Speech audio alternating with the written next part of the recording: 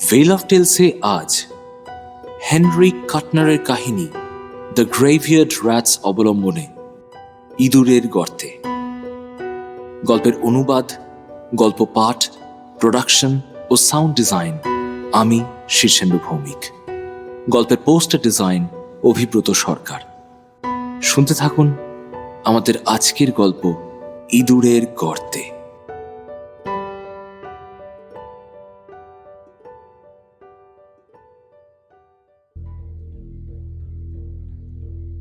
ইঁদুরের উৎপাতে বুড়ো ম্যাসন মহা ফাঁপড়ে পড়ল। সালেমের প্রাচীন কবরখানায় সদ্য কয়েক মাস আগে কেয়ারটেকার হয়ে এসেছে ও।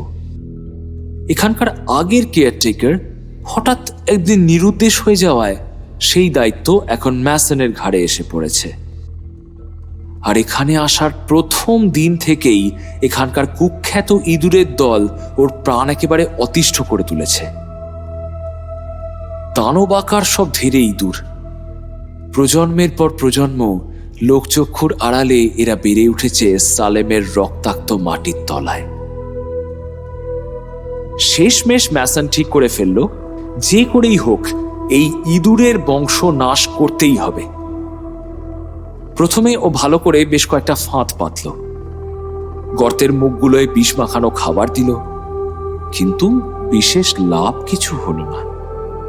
তারপর ও ঠিক করলো ইঁদুর দেখতে পেলেই গুলি করবে। দু একবার চেষ্টাও করলো, কিন্তু বৃথা চেষ্টা। ওগুলো এত জোরে দৌড়োয় আর এত দ্রুত চোখের আড়ালে চলে যায় যে গায়ে গুলি লাগানোই যায় না। উল্টে গুলির শব্দে আশেপাশে সাড়া পড়ে যায়। তারপর পুলিশের কাছে দাও হাজারটা কৈফিয়ত। তাই শেষ অবধি ইঁদুররা থেকেই গেল। দিনে দিনে ফুলে ফেঁপে উঠতে লাগলো ওদের সংসার। কবরের মধ্যে যেদিকেই তাকানো যায় শুধু ইঁদুরের ছড়াছড়ি।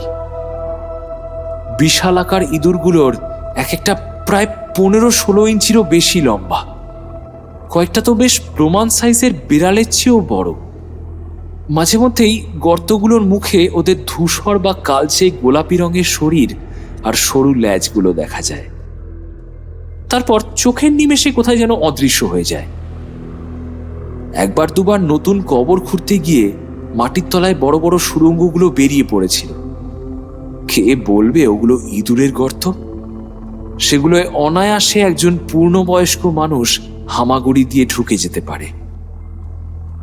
গর্তের আকার দেখে ম্যাসন বেশ একটু ঘাবড়ে গিয়েছিল। ও এই সালেম জায়গাটা নিয়ে হরেক রকম গল্প শুনেছে সেই ছোটবেলার থেকে। জায়গাটা নাকি একেবারেই স্বাভাবিক নয়। এখানে নাকি মৃত্যুর পরও কারোর পুরোপুরি মৃত্যু হয় না। মাটির নিচে প্রত্যেক স্তরে স্তরে নাকি অন্য আরেকটা জীবনের অস্তিত্ব আছে।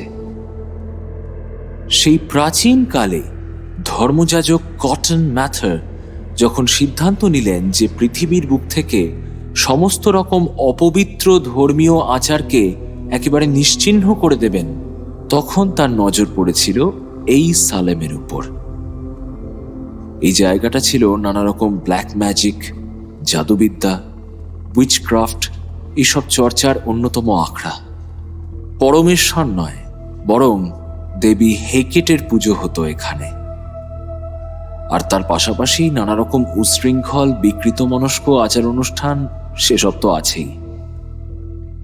কটন ম্যাথারের প্রচারের দৌলতে সালেমের প্রায় সমস্ত মহিলারা রাতারাতি সমাজের চোখে হয়ে উঠলেন ডাইনি। তারপর শুরু হলো তাদের নির্মম নিধনযজ্ঞ।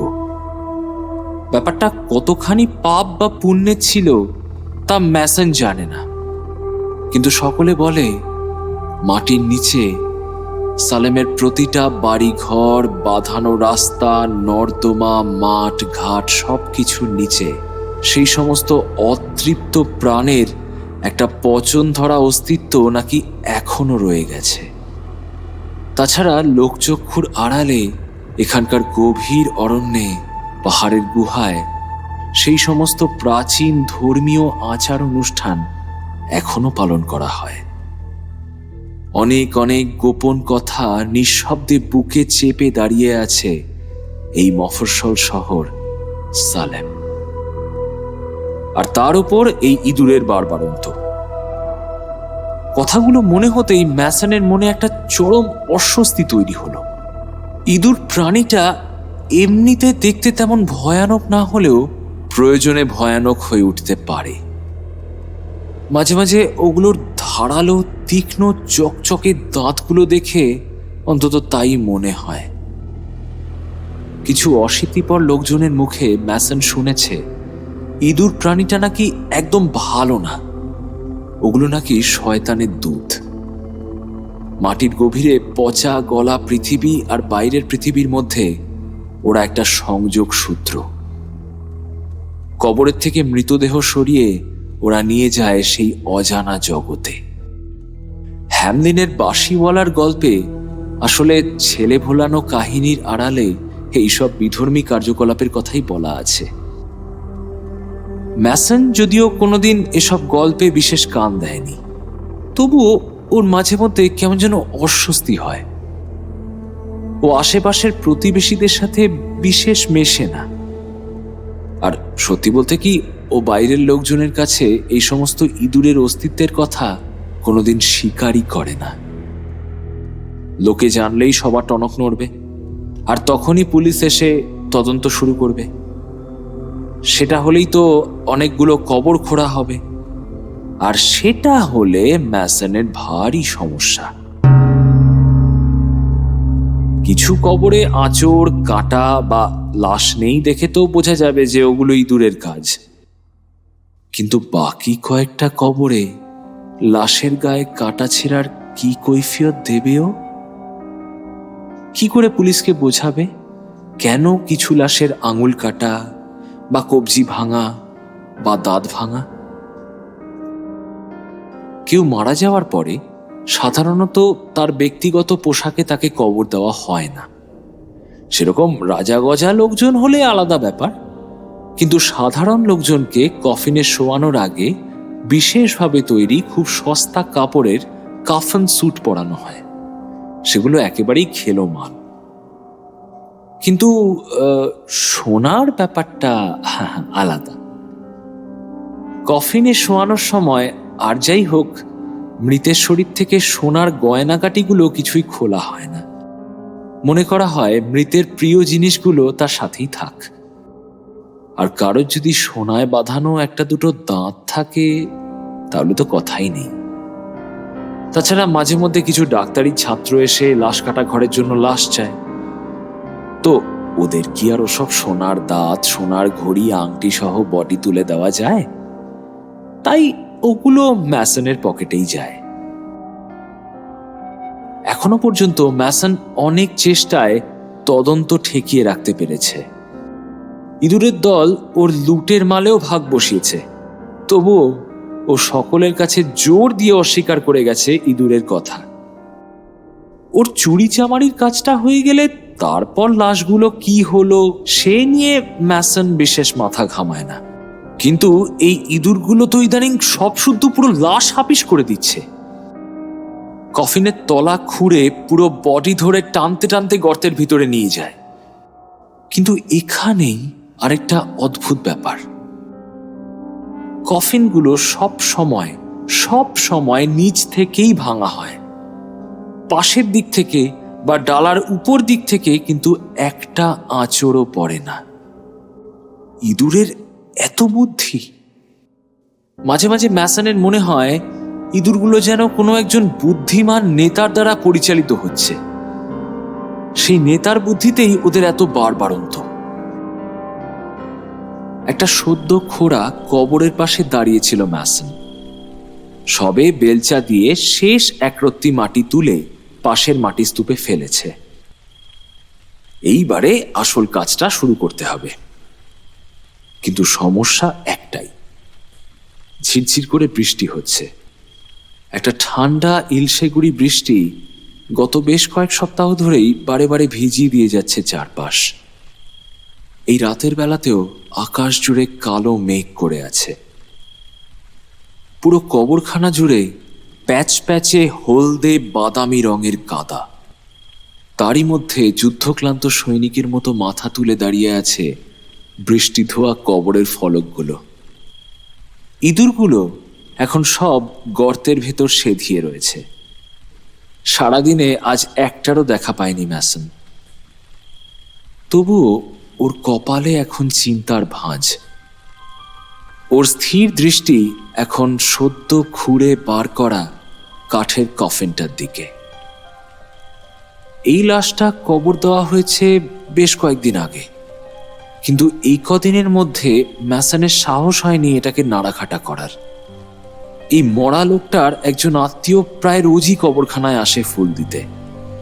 সালার এত দুঃখ যে বৃষ্টির মধ্যেও ছাতা নিয়ে আসে। তবে যত দুঃখই থাকুক, এত রাতে থোড়াই আসবে। ম্যাসনের দাঁতগুলো বেরিয়ে পড়ল। অনেকক্ষণ কাজ করে পিঠটা ধরে গেছে। হাতের বেলচাটা একপাশে নামিয়ে রেখে ম্যাসন একটু আড়মোড়া ভাঙল। কবরখানাটা পাহাড়ের একদম মাথায়। সেখান থেকে নিচে সালেম শহরের আলো দেখা যাচ্ছে। ঝিরঝিরে বৃষ্টিতে দৃশ্যপট যেন ঈষৎ কাঁপছে। হঠাৎ দেখলে কেমন যেন মায়াবী মনে হয়। ম্যাসন পকেট থেকে একটা টর্চ বার করল। এইবার আলোটা দরকার হবে। আলোটা জ্বালিয়ে বেলচাটা আবার হাতে তুলে নিল ও। তারপর ঝুঁকে পড়ে কফিনের তালাটা ভালো করে পরখ করতে লাগলো। কিন্তু হঠাৎ পায়ের তলায় একটা খসখস শব্দ আর হালকা নড়াচড়া অনুভব করল ম্যাসন। ক্ষণিকের জন্য আড়ষ্ট হয়ে গেল। কি হচ্ছে এটা? ঠিক মনে হচ্ছে কফিনটার ভিতরে কিছু যেন নড়াচড়া করছে। এক মুহূর্তের জন্য একটা কুসংস্কার মেশানো ভয়ের স্রোত বয়ে গেল ম্যাসনের শরীরে। আর ঠিক তারপরেই ও বুঝতে পারল কারণটা। মনের থেকে ভয়টা সরে গিয়ে সেই জায়গা নিল একটা প্রচন্ড রাগ। ইঁদুরগুলো আবার ওর শিকারে ভাগ বসাচ্ছে। রাগের চোটে তড়িঘড়ি শাবলের এক চাড়ে ম্যাসন কফিনের ডালার ছিটকিনিটা খুলে ফেলল। কিন্তু এখনো ডালাটা শক্ত হয়ে এঁটে বসে আছে। হাত দিয়ে অনেক চেষ্টা করেও ও ডালাটা খুলতে পারল না। তারপর বেলচার সরু মাথাটা দিয়ে খুব মেপে চাড় দিতে শুরু করলো। অনেক চেষ্টার পর শেষে কফিনের ডালাটা খুলে উঠে এলো। ম্যাসন টর্চের মুখ ঘুরিয়ে কফিনের ভেতরটায় আলো ফেলল।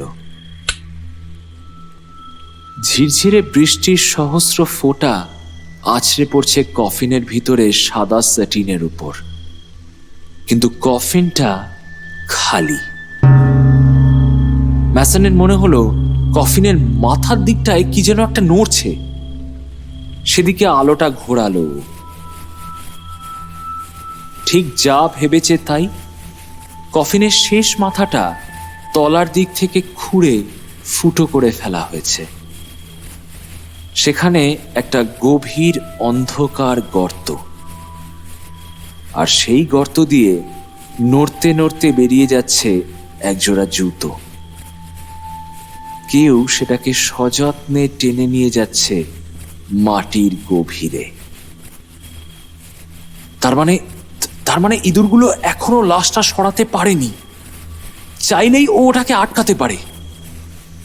ম্যাসন তড়িঘড়ি কফিনের ভেতর হুমড়ি খেয়ে পড়ে জুতো জোড়া হাত বাড়িয়ে খামচে ধরল। কিন্তু ঝাঁকুনিতে টর্চটা হাত থেকে ছিটকে পড়ে নিভে গেল।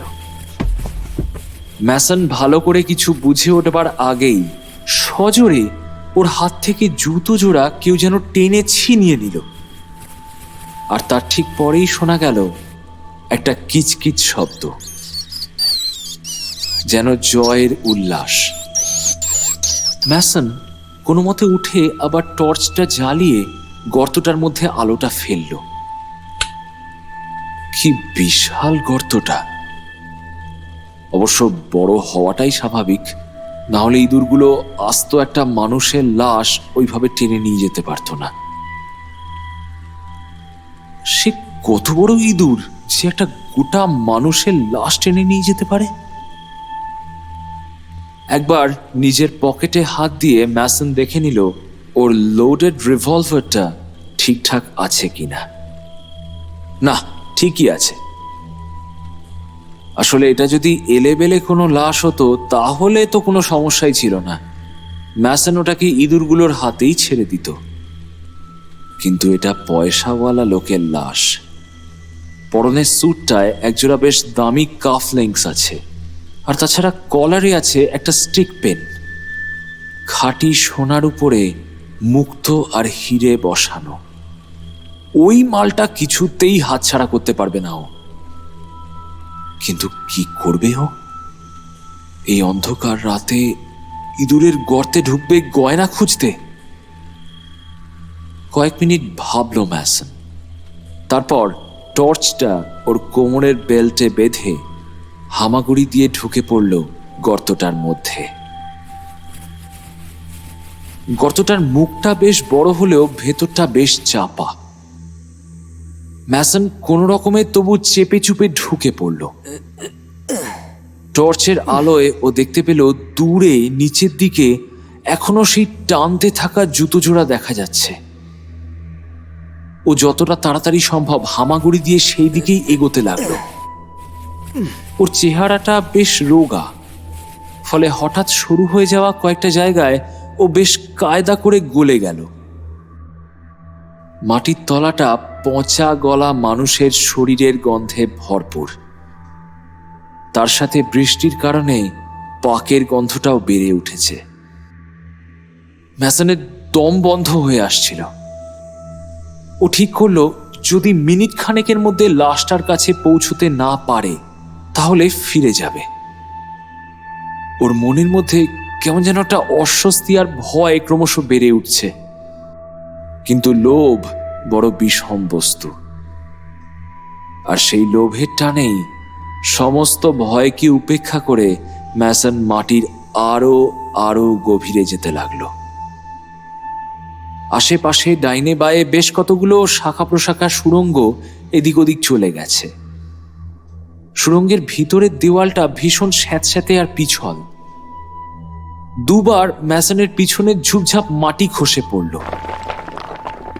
দ্বিতীয়বার মাটি খসার পরে ম্যাসন একবার থমকে গেল। ঘাড় ঘুরিয়ে পিছন দিকটা একবার দেখার চেষ্টা করল। কিছুই দেখা গেল না। কোমর থেকে টর্চটা খুলে নিয়ে ও পিছন দিকটায় আলো ফেলল। বেশ কয়েকটা বড় বড় মাটির ঢেলা পড়ে আছে ম্যাসনের পিছনে। সেদিকে তাকাতেই মুহূর্তে ও নিজের বিপজ্জনক অবস্থাটা বুঝতে পারল। এইভাবে মাটি ঝরতে থাকলে তো মাটির নিচেই চাপা পড়ে সর্বনাশ।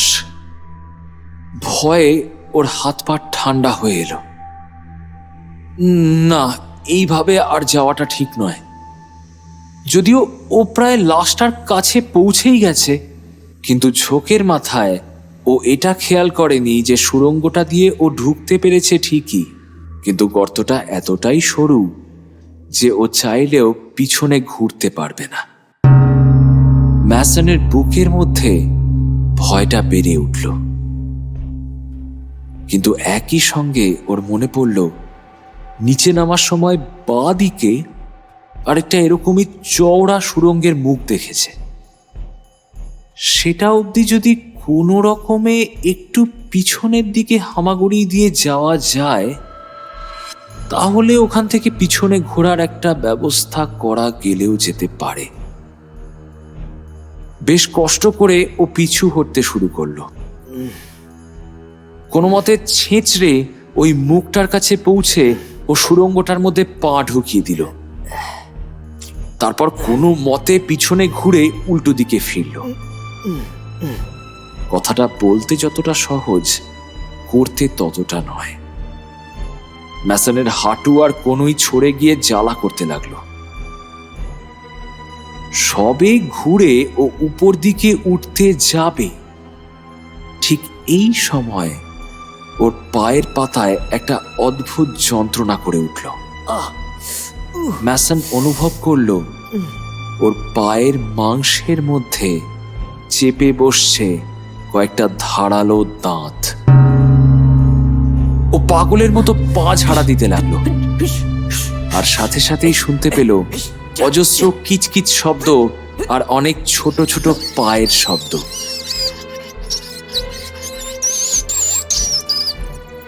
পিছন দিকে টর্চের আলো ফেলতেই ম্যাসনের নিঃশ্বাস বন্ধ হয়ে এলো। আতঙ্কে হিম হয়ে এলো শরীরের রক্ত প্রবাহ। ও দেখল প্রায় 10-12টা দানবাকৃতি ইঁদুর এক দৃষ্টে তাকিয়ে আছে ওরই দিকে। ওদের লাল চোখগুলো জ্বলজ্বল করছে টর্চের আলোয়। ওদের আকার প্রায় এক একটা বড়সড় বিড়ালের মতন, কেমন যেন মোটা বেঢপ গড়ন চেহারার। কিন্তু ম্যাসনের চোখ আটকে গেল অন্য একটা জিনিসে। ইঁদুরগুলোর পিছনে আরেকটা কিসের যেন ছায়া। সেদিকে আলো ফেলতেই ছায়াটা দ্রুত সরে গেল অন্ধকারে। সেটার আকার ইঁদুরগুলোর থেকে অনেক গুণ বড়, প্রায় একটা মানুষের মতন। ম্যাসনের সারা শরীর ভয় কেঁপে উঠল। আলোটা হঠাৎ চোখে এসে পড়ায় বোধহয় ইঁদুরগুলোর চোখ ধাঁধিয়ে গিয়েছিল, তাই ওগুলো এক মুহূর্তের জন্য থমকে গিয়েছিল। এখন আলোটা চোখে সয়ে আসায় ওগুলো আবার এগোতে শুরু করেছে। ওদের দাঁতগুলো এবার স্পষ্ট দেখতে পাচ্ছেন ম্যাসন। টর্চের কমে আসা আলোয় দাঁতগুলোকে ফ্যাকাশে কমলা রঙের দেখাচ্ছে। ম্যাসন কোনো রকমে পকেটে হাত ঢুকিয়ে ওর রিভলভারটা বার করল। ওর পজিশনটা এই মুহূর্তে খুবই বিদঘুটে, কারণ পায়ের দিকে যদি ও গুলি ছোড়ে তাহলে সেটা ইঁদুরের গায়ে লাগার থেকে ওর নিজের পায়ে লাগার সম্ভাবনাই বেশি। ও খুব মেপে নিচের দিকে রিভলভারটা তাক করল। প্রচন্ড গুলির শব্দে ও নিজের কানে তালা লেগে গেল।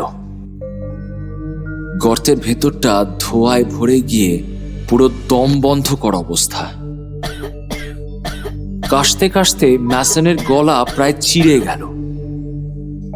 শেষে যখন ধোঁয়া কাটল আর ও আবার কানে শুনতে পেল, তখন ও দেখল ইঁদুরগুলো উধাও হয়ে গেছে।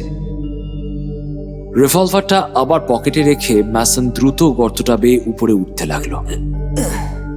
সবে হাত দুয়েক উঠেছে, আবার প্রবল কিচকিচ শব্দ। এবার যেন ওগুলো পুরো উন্মাদের মতো ক্ষেপে উঠেছে। ওগুলো ম্যাসনের 2 পায়ের উপর ঝাঁপিয়ে পড়ে বিশ্রীভাবে কামড়াতে লাগলো। ম্যাসন যন্ত্রণায় চিৎকার করে উঠল আর ক্রমাগত পকেট হাতড়াতে লাগলো। রিভলভারটা আবার বার করতে হবে। এবার রিভলভারটা বার করে কোনো রকম তাক না করেই আনতাবড়ে গুলি চালালো। আবারও প্রবল শব্দ। একটুর জন্য পাটা বেঁচে গেল, কিন্তু ইঁদুরগুলো এবার বিশেষ পিছল না। ওরা ইতিমধ্যেই অনেকখানি ভয় কাটিয়ে উঠেছে। ম্যাসন আরো দ্রুত উঠতে লাগলো গর্ত বেয়ে। রিভলভারটা এখন ওর হাতেই ধরা আছে। প্রয়োজন হলে ও আবার গুলি চালাবে। আবারও একটা পায়ের শব্দ। ম্যাসন পিছনে আলো ফেলে দেখল একটা বিশাল ধূসর রঙের ইঁদুর থমকে দাঁড়িয়ে ওকেই চেয়ে চেয়ে দেখছে। ওটার মুখের দুদিকে পাকানো গোঁফ, মোটা খাঁজ কাটা লেজটা এদিক ওদিক ধীরে ধীরে নড়ছে, শিকারের উপর ঝাঁপিয়ে পড়ার ঠিক আগের মুহূর্তের মতন। ম্যাসন আতঙ্কে জোরে চিৎকার করে উঠল। ইঁদুরটা কয়েক পা পিছিয়ে গেল। ম্যাসন আবার হামাগুড়ি দিয়ে উঠতে লাগলো। মাঝে মাঝে থামতে হচ্ছে, সামনে পড়ে থাকা মাটি সরাতে হচ্ছে।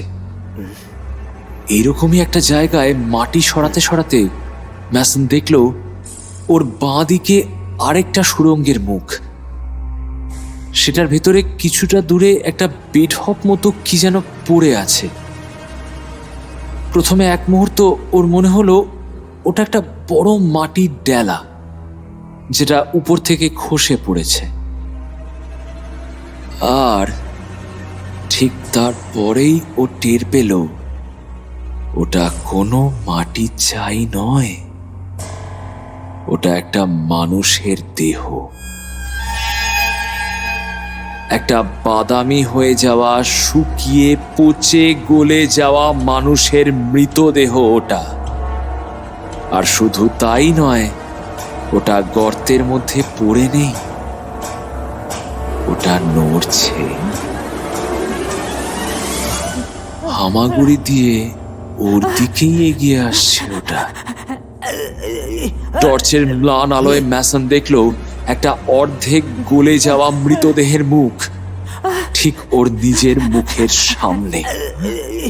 একদিকের মাংস চামড়া সব খসে গেছে, চোখগুলো পচে ফুলে গিয়ে কোটর থেকে বাইরে এসে ঝুলছে। ওটা নিষ্প্রাণ গলা থেকে একটা গোঙানির মতো শব্দ ভেসে আসছে। বেরিয়ে থাকা দাঁতগুলো অনেক কালের খিদে। ম্যাসনের হাত পা সব অবশ হয়ে এলো। জিনিসটা প্রায় ওর গায়ের কাছে এসে গেছে। এমন সময় ম্যাসন প্রাণপণে কোনোভাবে উল্টো পাশের একটা সুড়ঙ্গে ঢুকে পড়ল। হামাগুড়ি দিতে দিতে পিছনে ফিরে তাকিয়ে দেখলো জিনিসটা এখনো একইভাবে ওর পিছনেই আসছে। ম্যাসন আতঙ্কে চিৎকার করতে করতে সরু সুড়ঙ্গটা দিয়েই কোনো মতে এগোতে লাগলো। ম্যাসনের হাত পা পাশের পাথরের ঘষায় কেটে যেতে লাগলো। তবুও ম্যাসন থামলো না। আশপাশ থেকে ঝুড়ো মাটি খসে এসে ওর চোখে পড়ছে। ও ভালো করে কিছু দেখতে পাচ্ছে না, তবুও থামবে না। ও কিছুতেই থামবে না, কিছুতেই না। ওকে যে কোনোভাবে এখান থেকে বাইরে বেরোতেই হবে। পিছনে তখন ইঁদুরদের জয়োল্লাস, ওদের দাঁতে তখন মারণ ক্ষুধা। ম্যাসন অতি কষ্টে পা ছুঁড়ে ক্রমাগত ওদের ঠেকিয়ে রাখার চেষ্টা করছে। ওদিকে গর্তের প্যাসেজটা ক্রমশ আরো সরু হয়ে আসছে। ম্যাসন পাগলের মতো রিভলভার থেকে গুলি ছুটতে লাগলো, এলো পাথারি গুলি।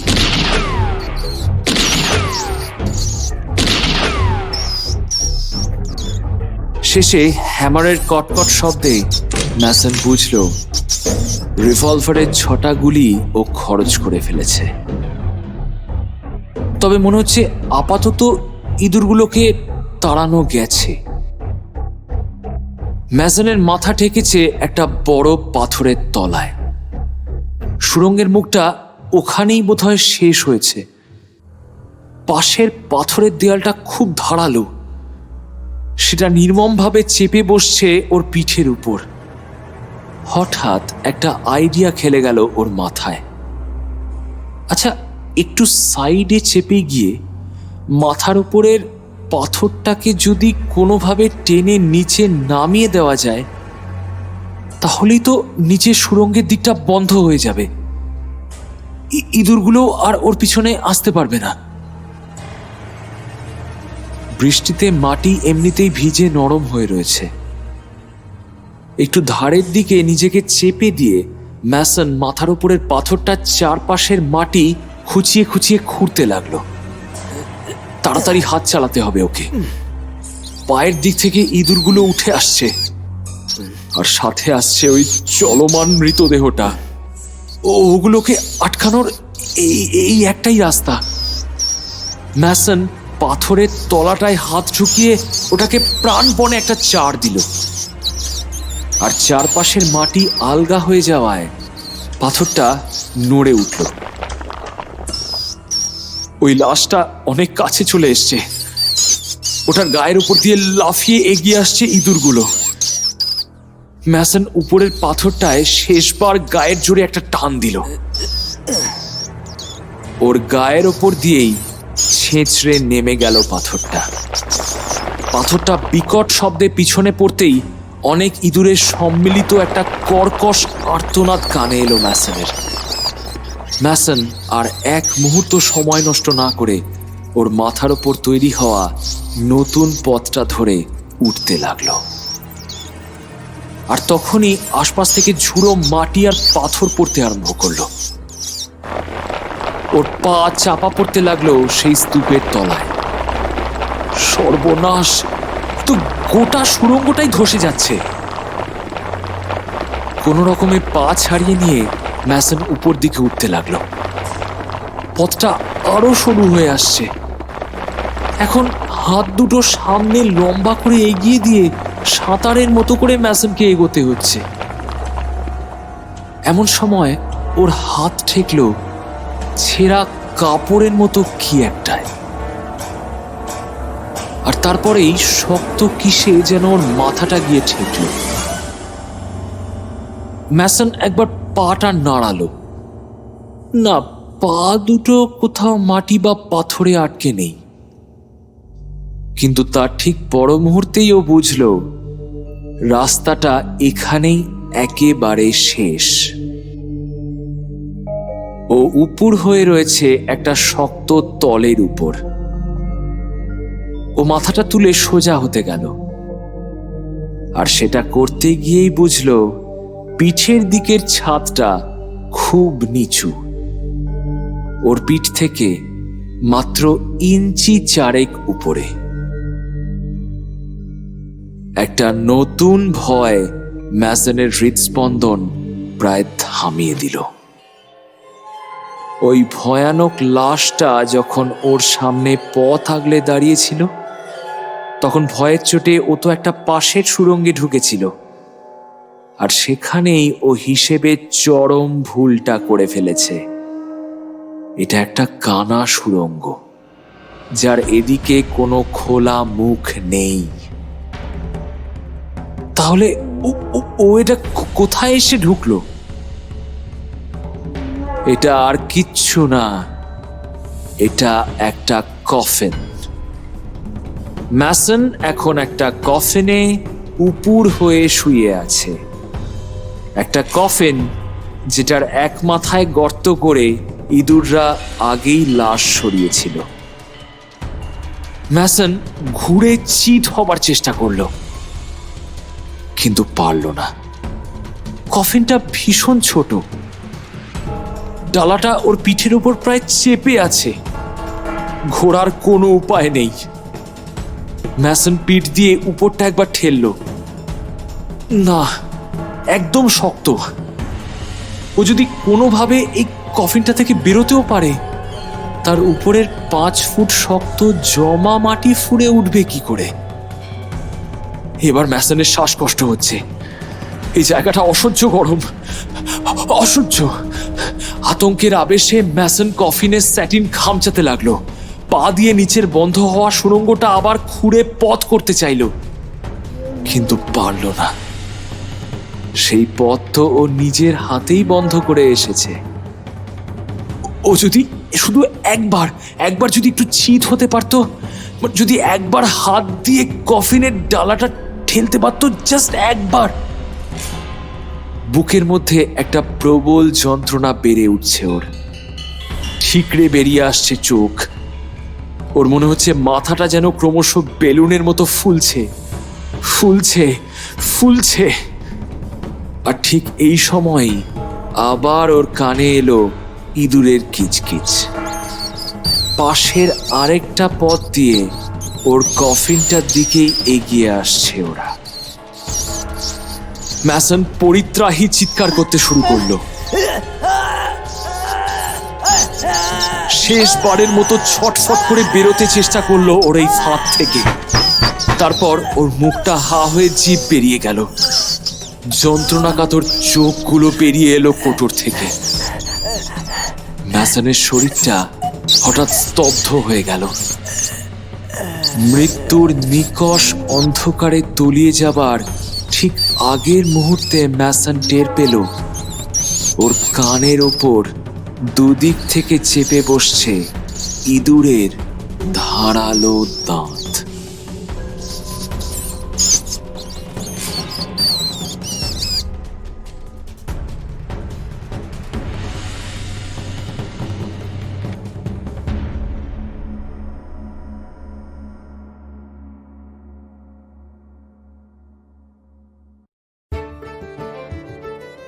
শেষ হলো হেনরি কাটনারের কাহিনী দ্য গ্রেভইয়ার্ড র্যাটস অবলম্বনে আমাদের আজকের গল্প ইঁদুরের গর্তে। গল্পের অনুবাদ, গল্প পাঠ, প্রোডাকশন ও সাউন্ড ডিজাইন আমি শীর্ষেন্দু ভৌমিক। গল্পের পোস্টার ডিজাইন অভিব্রত সরকার। গল্পটি আপনাদের কেমন লাগলো তা আমাদের জানাতে ভুলবেন না। যদি গল্পটা আপনাদের ভালো লেগে থাকে তাহলে প্লিজ লাইক করুন, শেয়ার করুন, আর যদি আপনি আমাদের চ্যানেলে প্রথমবার এসে থাকেন তাহলে প্লিজ সাবস্ক্রাইব করুন। আগামী রবিবার ঠিক সন্ধ্যে 6টায় ভেল অফ টেলস আবারও ফিরে আসবে তার পরবর্তী গল্প নিয়ে। ভালো থাকবেন। ধন্যবাদ।